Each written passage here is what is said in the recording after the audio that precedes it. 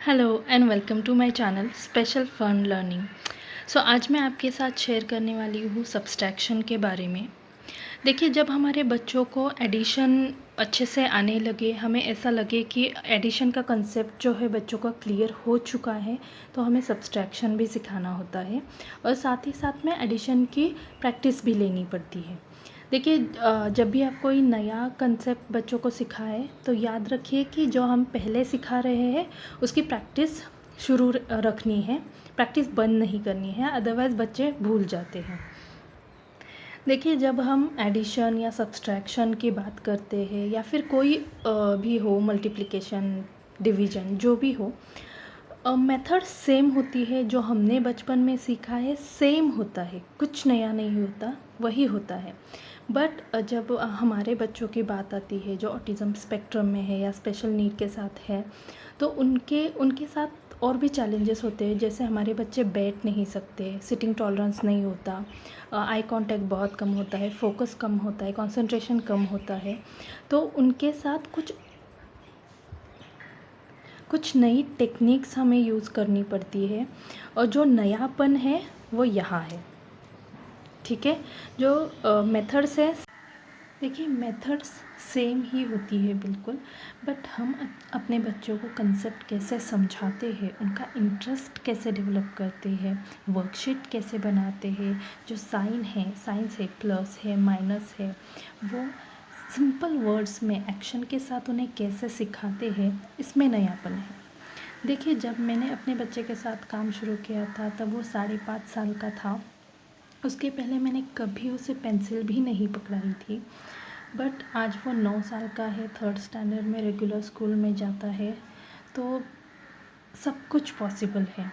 देखिए, मैंने जैसे पहले भी कहा है कि हमारे बच्चों के साथ बहुत सारे चैलेंजेस होते हैं, जैसे थेरेपीज़ है, अदर चैलेंजेस है, तो हम एकेडमिक्स के ऊपर उतना ध्यान नहीं दे पाते। बट मेरा ये सजेशन है कि जैसे ही बच्चे 5-6 साल के हो जाते हैं ना, तो एज अ पेरेंट हमें वो शुरुआत करनी ही चाहिए। ठीक है, सिंपल काउंटिंग हो गई, एडिशन हो गया, माइनस हो गया, जो भी सिंपल सिंपल चीज़ें हैं हमें घर से स्टार्ट करनी चाहिए ताकि उनका जो कॉन्फिडेंस है वो बिल्डअप हो सके।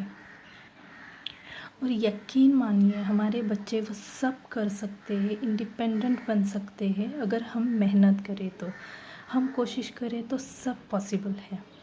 तो चलिए अब एक्चुअल बात करते हैं सब्सट्रैक्शन के बारे में।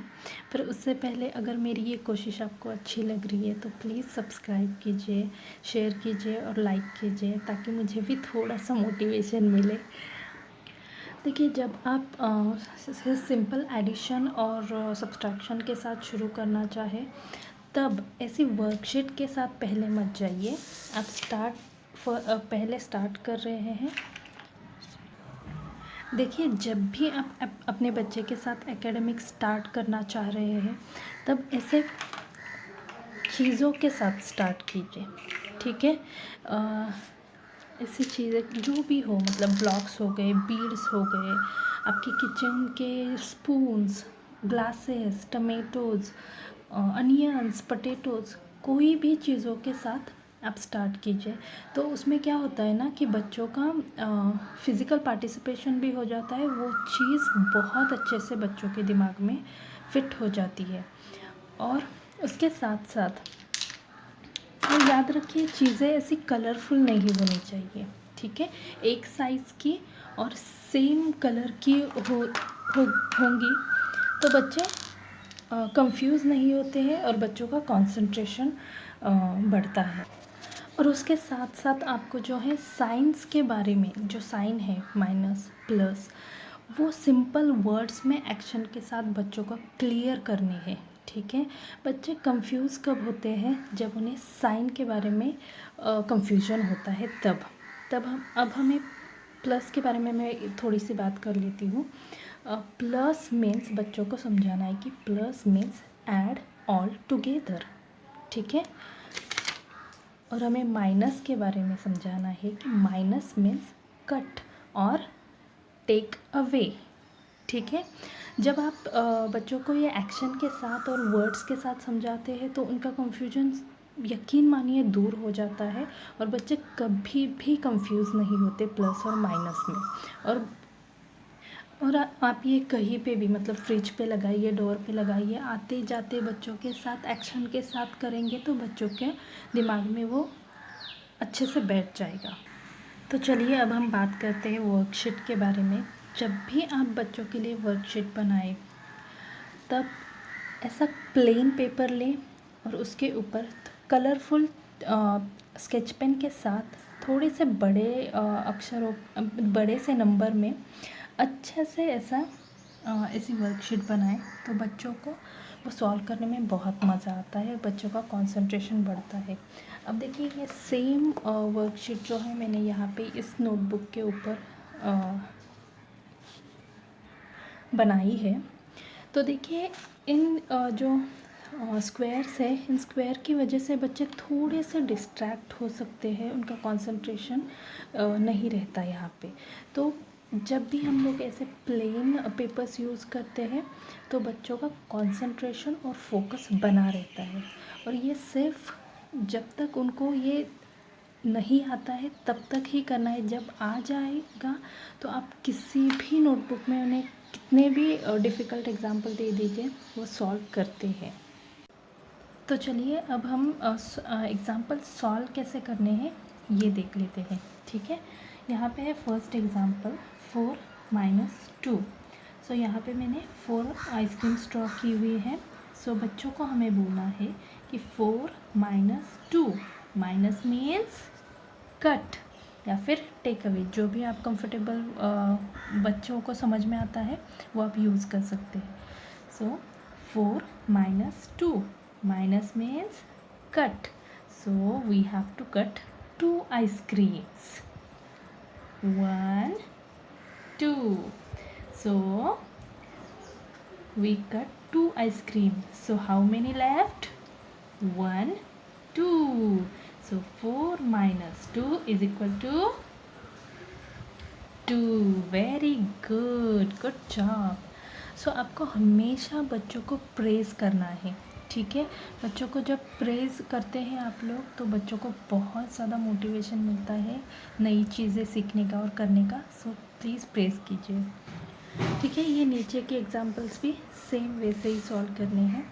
अभी जब ये बच्चों को अच्छे से आने लगे तो आपको फिंगर्स के ऊपर बच्चों को एडिशन है या माइनस है, आपको फिंगर्स के ऊपर भी सिखाना है, क्योंकि आगे जाके ये बहुत हेल्पफुल होता है, ठीक है। तो मैं इसी में से एक एग्जांपल ले लेती हूँ, ये वाला। सो 5 - 1, सो वी नीड 5 फिंगर्स, ठीक है। सो -1, so how many cut? 1, so 1 cut, so how many left?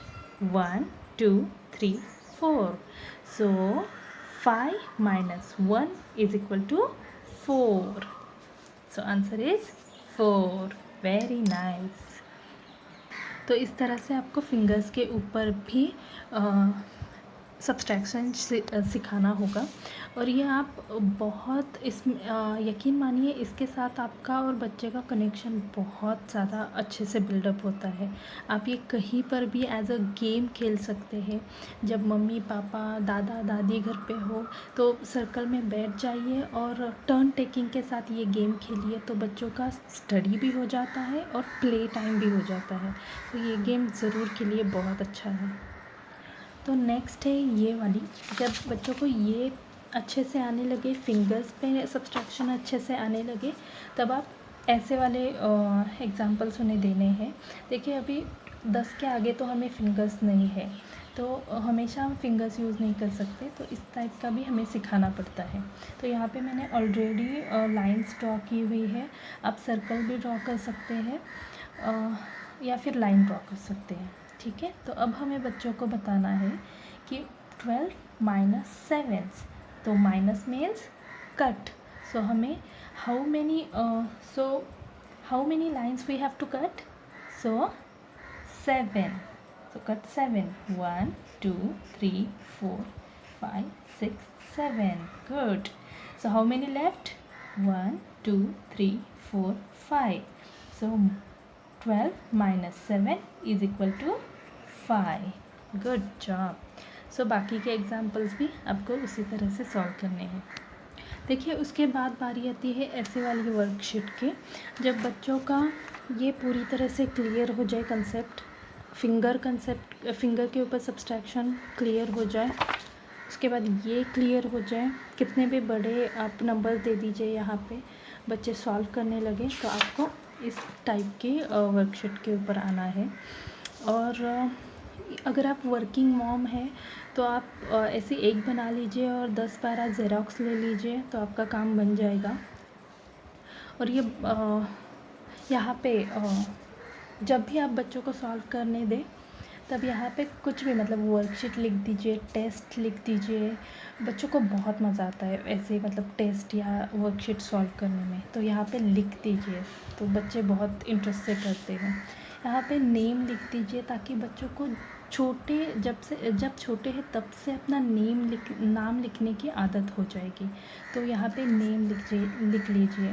तो अगर आप डेट भी सिखाना चाहते हैं तो आप यहाँ पे डेट लिख सकते हैं, तो बच्चे डेट लिखना भी सीख जाएंगे। और देखिए ये बहुत छोटी छोटी चीज़ें लगती है, बट आगे जाके ये बहुत बड़ा काम करती है, तो इग्नोर मत कीजिए इसे, ठीक है। So thank you so much for watching this video. Thank you.